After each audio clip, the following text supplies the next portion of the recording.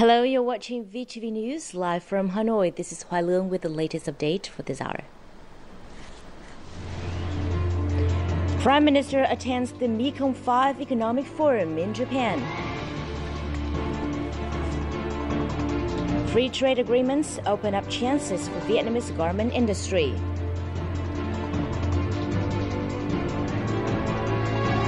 And let's see how fabric painting illustrates Vietnamese culture.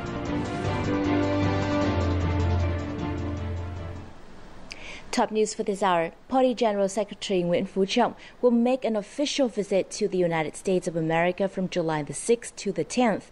The party's Central Committee's Commission for External Relations announced on Friday. The visit is made at the invitation of the U.S. administration. This year, Vietnam and the United States mark the 20th anniversary of the normalization of the diplomatic ties. Now, Prime Minister Nguyễn Tấn Dũng and other Mekong countries' leaders on Friday afternoon paid a courtesy visit to Japan's Emperor Akihito on the eve of the Mekong-Japan Summit. The Emperor reiterated his support to further enhance cooperation between Japan and the Mekong countries. Speaking at the reception, Prime Minister Nguyễn Tấn Dũng said that Japan's economic growth was a great importance to the Asia's development and prosperity, and praised Japan's contribution to regional cooperation and growth. Prime Minister Dũng also invited the Emperor and Empress to visit Vietnam.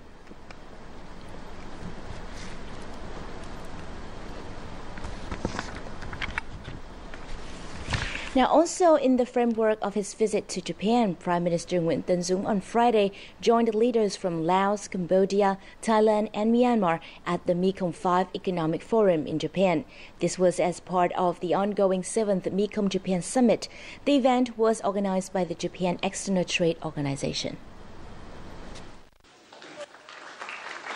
The leaders of the Mekong sub-region countries passed on their thanks to Japan for its assistance in infrastructural development, natural disaster mitigation, and industrial development in the region. Thai Prime Minister Prayut Chan-o-cha proposed that Japan continue its assistance efforts in upgrading transport systems, developing coastal high-tech economic zones, and tourism industry. Vietnamese Prime Minister Nguyễn Tấn Dũng again repeated Vietnam's determination to improve its economy. Promoting economic restructuring, renewing growth model, enhancing productivity, efficiency and competitiveness are our major tasks. Emphasis will be put on restructuring investment, credit institutions and state-owned enterprises. In the next 3 years, many equitized state-owned enterprises will be listed on the stock market. The total estimated value of these listed shares will reach $25 billion. This is a great chance for Japanese investors. It is also necessary to encourage administrative reform and developing a transparent business environment. Vietnam aims to achieve ASEAN Plus 6 criteria in terms of its business environment by the end of this year and ASEAN Plus 4 levels by 2016. Prime Minister Nguyễn Tấn Dũng also said that with the new decree on public-private partnerships, Vietnam is expected to raise enough capital to develop infrastructure. He claimed that by this year and 2016 by the latest, Vietnam's business environment would undergo significant changes to narrow the gap with international standards. Prime Minister Dũng said the economic potential of Vietnam and the Mekong sub-region would offer many chances to Japanese enterprises. At present, about 1,000 Japanese firms are members of the Mekong-Japan Business Association. Last year, Japan investment in the region reached $6.8 billion. On Saturday morning, Prime Minister Nguyễn Tấn Dũng is scheduled to join the Prime Ministers of Cambodia, Laos, Thailand, Japan, and the President of Myanmar in attending the 7th Mekong-Japan Summit. Prime Minister Dũng will meet with his Japanese counterpart Shinzo Abe afterwards.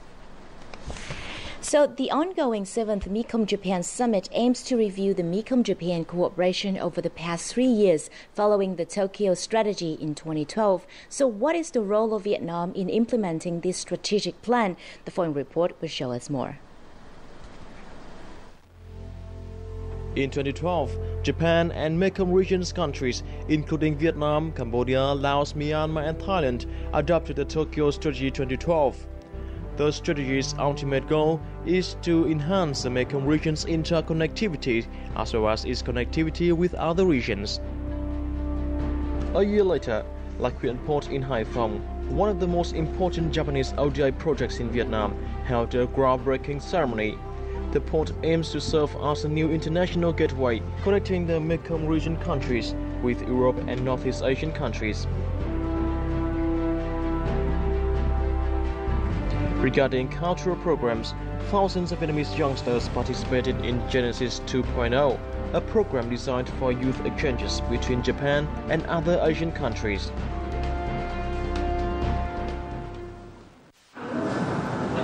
According to experts, strategic trust established between Japan and Vietnam in particular and Mekong region countries in general is the greatest achievement that Tokyo Strategy has achieved so far. Mekong sub-region countries have numerous partners. However, Japan always takes the initiative in regional and international projects for cooperation with these countries.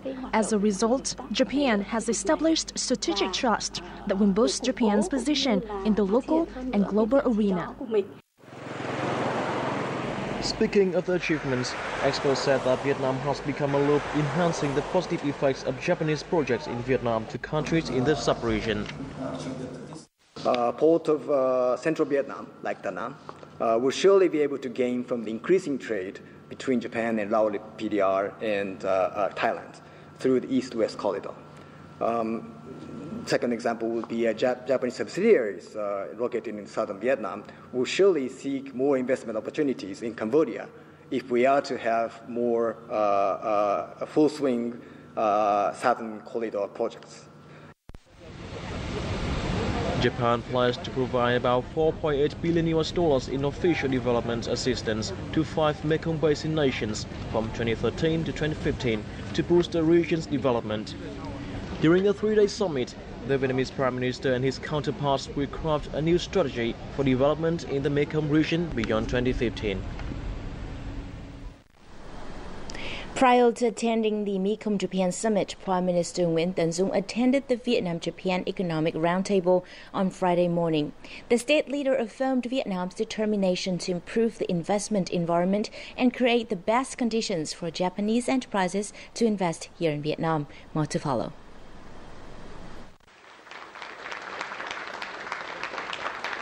In attendance at the roundtable were executive leaders of some of Japan's largest corporations. The representatives conveyed to Prime Minister Nguyễn Tấn Dũng the vast potential for investment in Vietnam, proposing further improvements to the investment environment in the country.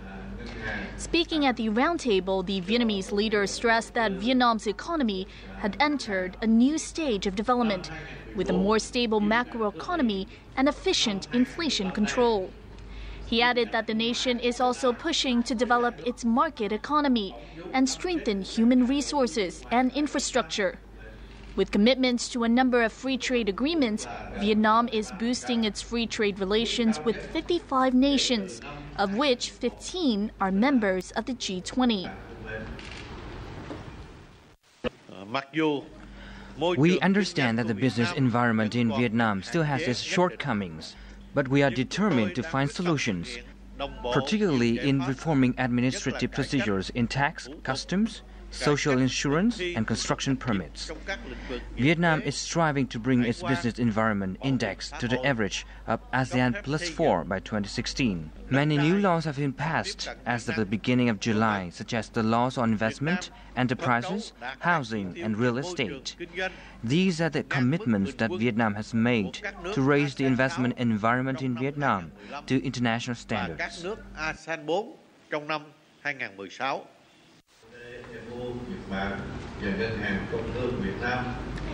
Prime Minister Dũng further underlined the strong development of the Vietnam-Japan strategic partnership. Over the past 20 years, Japan has been the largest ODA donor to Vietnam. The country is also Vietnam's third largest trade partner, with this year's trade turnover already topping $30 billion. This is the second time Prime Minister Nguyễn Tấn Dũng has attended the Vietnam-Japan Economic Roundtable, with the last in 2013. Moving on to other news, since early this year, Vietnam has seen key free trade agreements signed with South Korea and Eurasian Economic Union. These FTAs will bring about a host of chances and preferential tax policies for Vietnamese exporters. In this new context, the garment and textile industry is predicted to enjoy huge benefits. Let's take a look. Importers of Vietnamese garments are paying tax rates of over 10%. Therefore, Vietnamese producers have to keep prices low to remain competitive. However, this will not be a problem once the FTAs with South Korea and the Eurasian Economic Union come into effect. The FTAs will help reduce taxes from 12 or 13% to 0%. This is a valuable chance for Vietnam's garment industry. Well, actually, we are specialized for the exporting to American market. But if once FTA agreement passed, then we can have more chance and opportunity also to promote business to Korean market too. That's a good chance for us. Vietnamese businesses have for a long time mainly been outsourcing options as they have had to import materials at high prices. But once tariff barriers are removed, manufacturing activities will be boosted. Garment companies in the Mekong Delta already have a strategy to take advantage of this. FTAs have opened up many opportunities for exporters. But businesses with modern equipment and well-trained workforces will benefit the most. We can only integrate into global marketplace with high-quality products. We are restructuring our production and improving quality control. We are also investing in production facilities to improve productivity. According to the Vietnam National Textile and Garment Group, Vietnamese garment exports reached $12 billion in the first half of 2015, with the U.S. being the largest market. These figures are predicted to continue rising as Vietnamese enterprises seek to penetrate new markets in the coming time. The Ministries of Industry and Trade held the opening ceremony of the Proud of Vietnamese Goods campaign on Friday. The campaign is intended to highlight and promote the use of Vietnamese goods in the domestic market. The campaign will also attempt to improve distribution channels nationwide in order to ensure that Vietnamese goods can be found throughout the country. The Ministries hopes that the campaign should see 70% of the consumers being more familiar with Vietnamese goods, mainly through distribution channels in rural areas. Still to come on VTV News, Vietnam launches the Golden Spoon contest with the preliminary round has just kicked off in the southeast region. And in our cultural watch, let's see how fabric painting illustrates Vietnamese culture.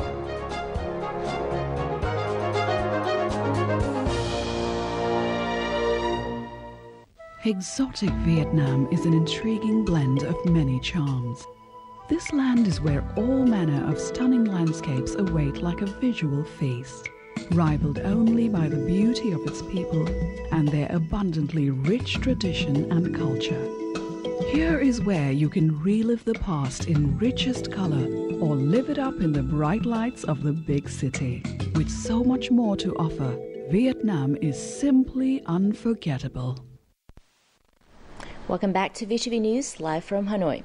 Protected marine areas in Vietnam are facing many challenges due to overexploitation. This exploitation has a negative impact on biological diversity. To find solutions for this situation, a conference organized by the Ministries of Agriculture and Rural Development and the Local People's Committee took place in Ninh Thuận Province on Thursday. During the conference, participants emphasized the challenges that many protected marine areas in Vietnam are currently facing. The overexploitation of resources on a large scale is threatening the local ecosystem. Cái được gọi là cái mâu thuẫn giữa bảo tồn và phát triển. Many people still have the wrong perception of the links between preservation and development. They think these two concepts conflict with each other. Actually, good preservation leads to sustainable development. We have guidelines and laws that protect the environment. However, their implementation still faces a lot of challenges. Núi Chúa National Park in Ninh Thuận Province will become one of 16 national conservations. There are about 500 different species in the park, among which 68 have high economic value. This area is also one of the 4 largest fishing grounds in the country. However, it is sharing the same challenges as conservation sites such as Cồn Cỏ, Cù Lao Chàm, Nha Trang Bay, Hòn Cao, and Phú Quốc. We will provide more specific guidelines for local authorities to follow. We will also supervise and complete detailed plans for each locality. Different regions have different ways to conserve their national parks. We are encouraging initiatives from local authorities and the private sector. The Ministry of Agriculture and Rural Development will also boost cooperation programs with international organizations to mobilize financial resources, implement the application of more high technology, and train human resources. These activities will contribute to the sustainable development of the fisheries sector in Vietnam. The Mekong Delta Green Tourism Week officially closed in Cần Thơ City on Friday. The event was seen as an impressive highlight of the Mekong Delta's tourism industry. It not only introduced both domestic and foreign tourists to local tourism highlights, but also enabled localities to recognize their competitive advantages. More to follow. The Mekong Delta Green Tourism Week hosted more than 1,000 domestic and foreign stands, introducing numerous products. A noticeable effect of the event was its successful promotion of local tourism products such as green tourism and orchard tours. Although the Mekong Delta attracted numerous tourism investors, the locals need to manage investments based on the tourism advantages of each area. Apart from cultural activities, several tourism industry forums took place during the event. Various experts and participants gave their suggestions on identifying the pros and cons of the Mekong Delta's tourism. The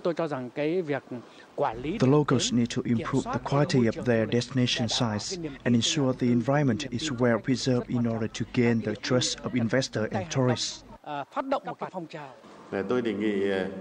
I require the Ministry of Culture, Sports and Tourism to create a program encouraging people to have better attitudes and behavior towards tourists.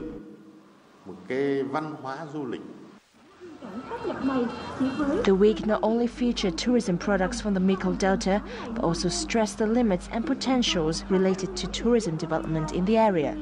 Localities need to point out the major orientations for tourism development and investment policies in the coming time. 39 teams with 108 professional chefs from the Southeast region and Ho Chi Minh City have participated in the preliminary round of the Golden Spoon Cooking Contest held at Van Thang Tourist Park in Ho Chi Minh City. The organizers awarded 2 first prize and 14 second prize in the first round of the competition. The event, which is being held for the second time, is organized by Minh Long One Company with the Vietnam Chamber of Commerce and Industry and Vietnam National Administration of Tourism as sponsors. The event also allowed contestants from more isolated areas to gain more culinary knowledge. Throughout the high school graduation and university entrance exams across the country each year, students' volunteers are a tremendous source of support to examinee and their families. At examination halls this year in Đà Lạt, in the Central Highlands region, a French student is also lending a helping hand. Let's now meet him in the following report. Charles has been helping to prepare free meals for students since the exam started. Friend people told me there is humanitarian mission in Vietnam. So after my first humanitarian mission in Thai Nguyen, I thought it was good to help people. Hailing from France, Charles has been traveling across Vietnam, participating in many different voluntary activities. And in French people, the humanitarian mission is to help people, but no cooking, no helping the children, and no helping the student. And I am a student. I understand very much they could help the student. I'm very happy to see that a foreign friend has pitched in. It means that the campaign to support the exam season is gaining momentum and attracting much participation. Charles has been in Vietnam for 2 months. His journey to discover Vietnamese life for his own university course in France has seen him head volunteering projects, but above all, bond with many Vietnamese students here in Vietnam. A painting exhibition entitled Flowers of the Heart by Vietnamese artist Phạm Thúy Quỳnh opened in Moscow on Wednesday. The event drew the Vietnamese community in Russia as well as Russian art lovers. The watercolor and lacquer paintings on display depict flowers found in Vietnam and Russia through the eyes of the Vietnamese painter. Also on show are other kinds of artworks, including the Easter eggs and traditional Russia Matryoshka dolls. Painters Phạm Thúy Quỳnh learned to paint just 1 year ago when she took her son to a painting class in Moscow. Russian painter Boris Ilukhina, who already has an exhibition in Vietnam, helped her create these artworks and organize this exhibition.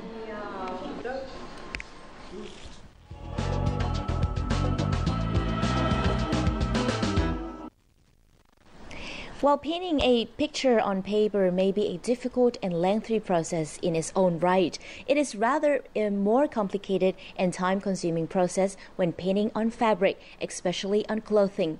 In this week's editions of Cultural Watch, we will visit a group of young people in Hanoi who specialize in painting Vietnamese culture into their painted garments. Let's take a look.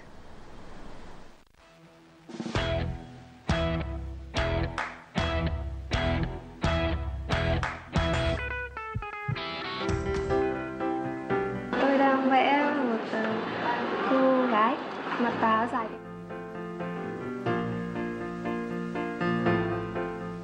Cùng với một số cái hình ảnh như là trùng phượng.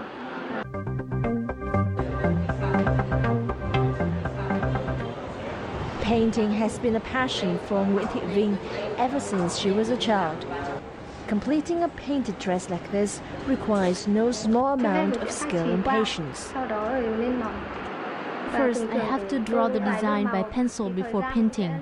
Then I applied a couple of layers of color so it looks lively.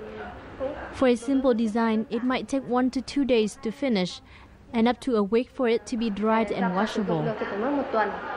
Together with Vinh, Huyền Ngọc and Thu Hương created Paint a Dress, a store specializing in painted dresses that promote traditional values. Our designs are cultural related. Some designs included the banyan tree or the traditional dress, áo dài, things that really speak Vietnam. Me and Ngọc went to college together at the Foreign Trade University. We didn't study about art at all, but we are both interested in art. So as a break from working in an office, we wanted to do something art-wise, and painting in particular. Later, we decided to work on a painted dress project together. Their business ethos is rooted in a passion for art and a shared dream of bringing Vietnamese culture to foreign friends. Color of the canvas. I've already ordered to my friend here 2 dresses for my sister and for my mom, since I want to show them what's Vietnam.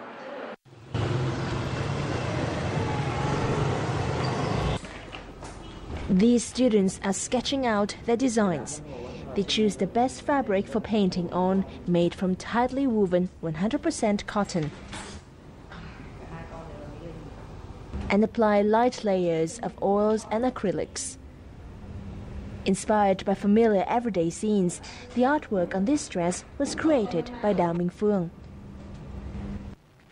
Khi mà đi dạo trên phố cổ thì mình có đi qua những cái hàng đèn lồng và đến vào buổi tối khi mà người ta bật đèn lên thì có những When I walk past the lantern stores, they are lit up in a web of lights. They look very beautiful. That was the inspiration for this dress. Cái suy nghĩ vào trong cái mắt nhìn của mình và mình truyền tải ra những cái mảng màu nó đan xen với nhau ở trên vàng. The well-known Quan Trường Gate in Hanoi has also been transferred onto fabric. Mình muốn đưa những cái gì quen thuộc thân thương nhất trong cuộc sống của mình. I want to use images that are familiar to me in my work. Như này sau này mình sẽ làm thành một cái túi thì nó vừa hữu dụng mà nó vừa mang tính thiết kế rất là cao. Để tạo nên những cái sản phẩm vẽ trên vải độc đáo và mang tính chất văn hóa thì những nhà thiết kế in order to create artworks on fabric that incorporate cultural aspects, we as designers have to learn more about culture and Vietnamese so that we can create unique artworks. Tạo ra những cái sản phẩm mang tính độc đáo. Among digital and printed works, painted creations have a significant value. Each dress here delivers an additional message about the value of traditional cultures. And after our weekly editions of Culture Watch is the updated weather forecast.